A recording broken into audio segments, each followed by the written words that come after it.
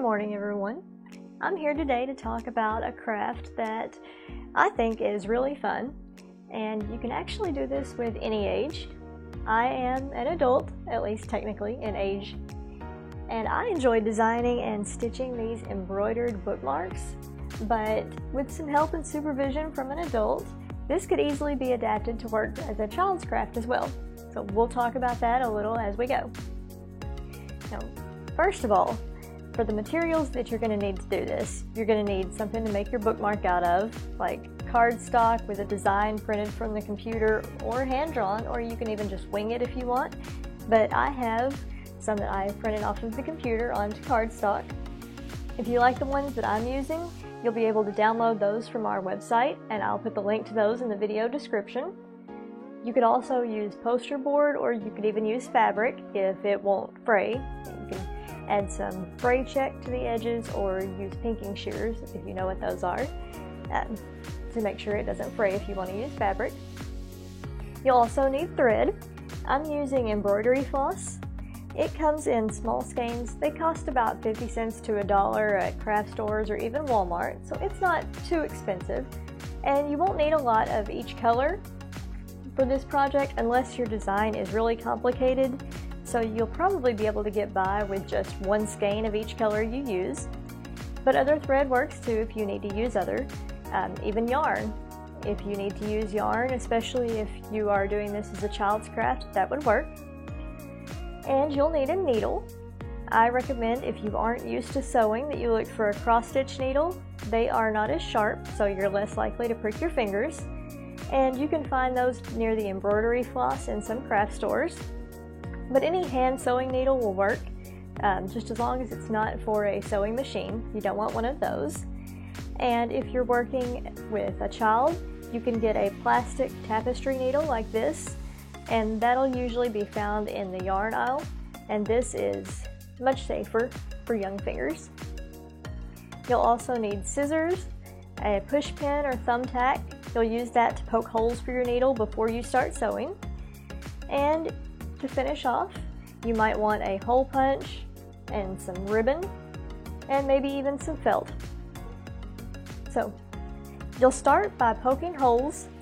I highly recommend that you poke all of the holes for your design before you start sewing with your needle and thread.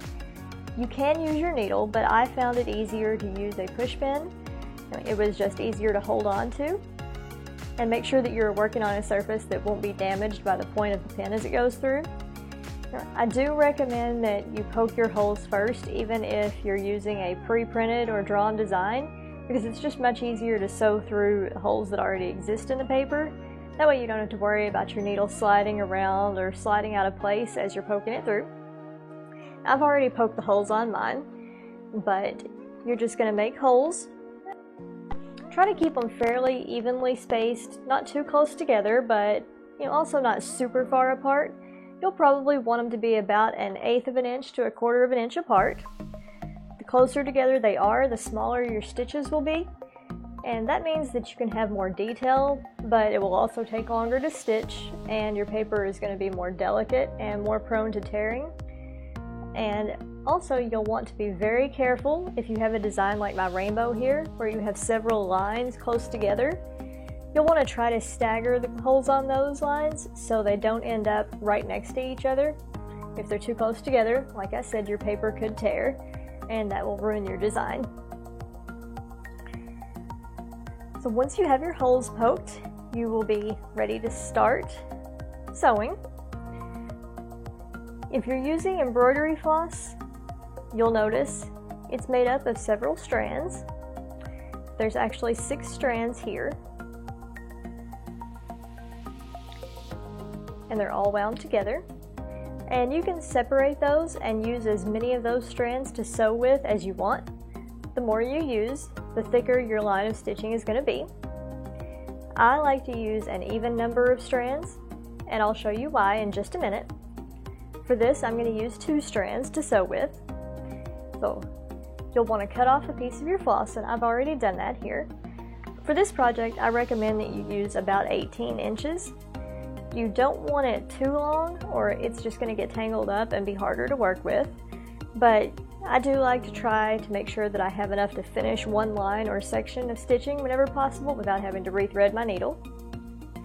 So remember, I said I'm going to use 2 strands to stitch with, but I'm actually only going to separate 1 strand from the rest. And this is why I like to work with even numbers.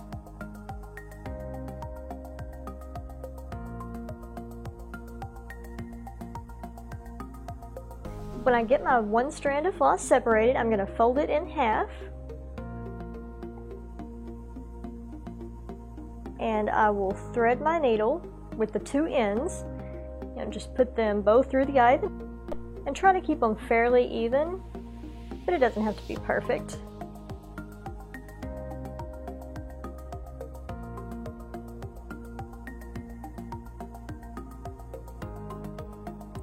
And pull it through just a couple of inches or so. You can wet the ends to make it a little easier to get them through the eye of the needle. I promise this is the hardest part of sewing. So now you've got your needle at one end, and there's a little loop at the end of your thread.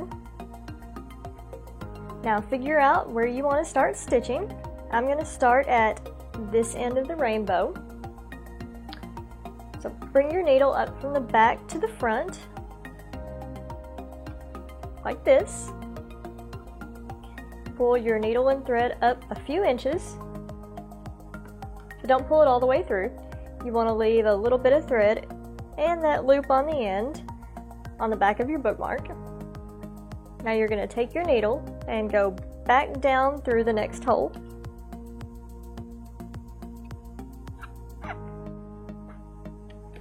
Then flip your work over so you can see the back. And this is why I wanted to leave a loop in my thread. I'm going to put my needle through that loop. Then you can draw your thread tight. Don't pull it too tight or you can tear your paper, but you do want your thread to be right up against the paper. If you're worried about getting the tension right, you can practice on a scrap piece of paper before you start working on the actual bookmark. You're only going to pull through a loop like that on the first stitch. It's just a way to keep the thread from coming undone as you continue to stitch, so the other stitches won't have that loop. You don't have to start the way I did with the loop, but I like doing that because I know that way I'm not going to accidentally pull my thread too hard and pull the end through to the front, and I know my stitches won't come undone if I'm using the loop start like this. But if you have trouble with it, or if you just don't want to do it, you can also just tie a knot in the end of your thread so it doesn't slip through the hole. Okay, so you've made your first stitch. There are a few different ways that you can continue, and if you're an experienced sewer or embroiderer, you may want to do this a little bit differently, but we're going to keep it fairly simple today. You're just going to alternate. You came up in one hole and then went back down in the next one, and you're just going to keep doing that until you get to the end of that line or color.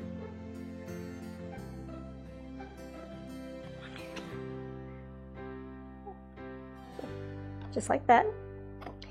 You'll notice that you have some gaps between your stitches. It's not a solid line yet, but we are going to take care of those.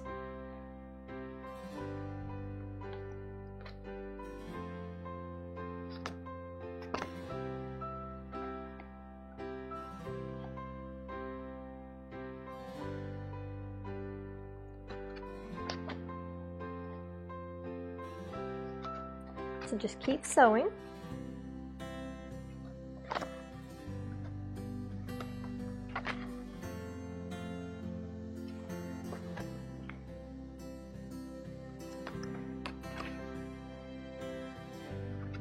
Until you get to the end of your line of stitches.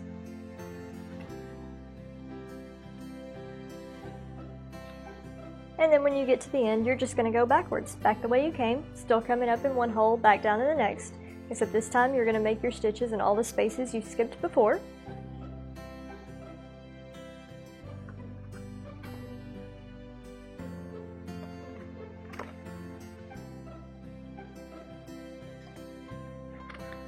So you see how that fills in the gaps and you'll have a solid line of stitching.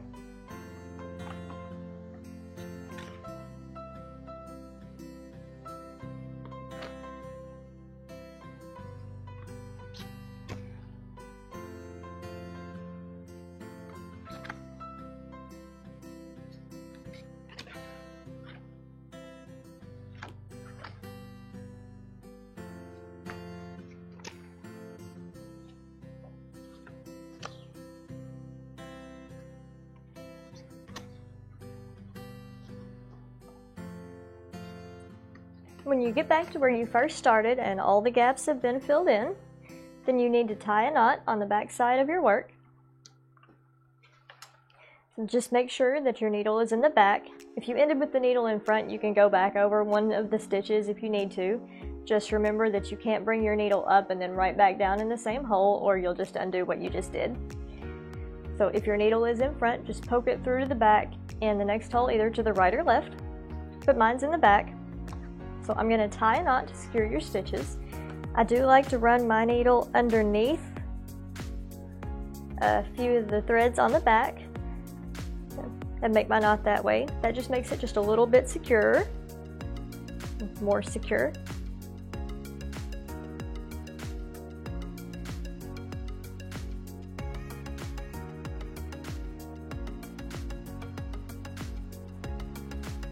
And that's it. You've finished that line of stitches. Now you can cut your thread close to the knot, but not too close. You want to leave just a little bit of thread between the knot and your scissors so that you don't accidentally clip the knot and make everything fall out. And then you can do the same thing with the rest of your colors until you're done. One thing I will suggest, if you have several lines of stitches close together like I do, you may want to alternate which side you start on, left to right. I started on the left with red, so if I was going to do orange next, then I would start it on this side of the rainbow. That way you don't have all of your knots lined up right next to each other, and it just keeps it from being too bulky on one side. And if you do start to run out of thread before you're finished with the color, that's no problem. Just tie a knot just like you would at the end and start again with another piece. So once you finish stitching, you may want to cut a piece of felt or another piece of cardstock and glue it to the back of your work. That's what I've done with this one. You can use basically any type of glue, even regular white glue, like Elmer's school glue. And if you don't want to do that, if you do want to do that, I would just put a thin layer of glue over basically the whole thing and then press your backing down onto it. You don't want to use so much glue that it squishes out the sides, or that will make your paper look wet and it will not be smooth and it won't look as good. But you do want a fairly even coat over the whole piece so it doesn't look blotchy. And you can even use a paintbrush to help smooth it out if you need to. That'll cover up the knots if you don't like how they look, and it also adds a little extra bit of security to keep your stitches from unraveling, but it is entirely optional. You can also leave the back uncovered if you want to. This one I used cardstock to cover it and added a little bit of tape to the sides. And this one I just left open at the back. You can also punch a hole at the top of the bookmark and add a tassel made of ribbon or extra floss. I did that with these. I used different colors of ribbon on these.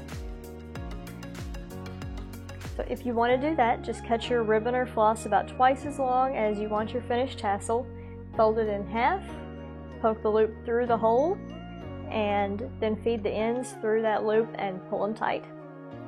So here's my finished embroidered bookmarks.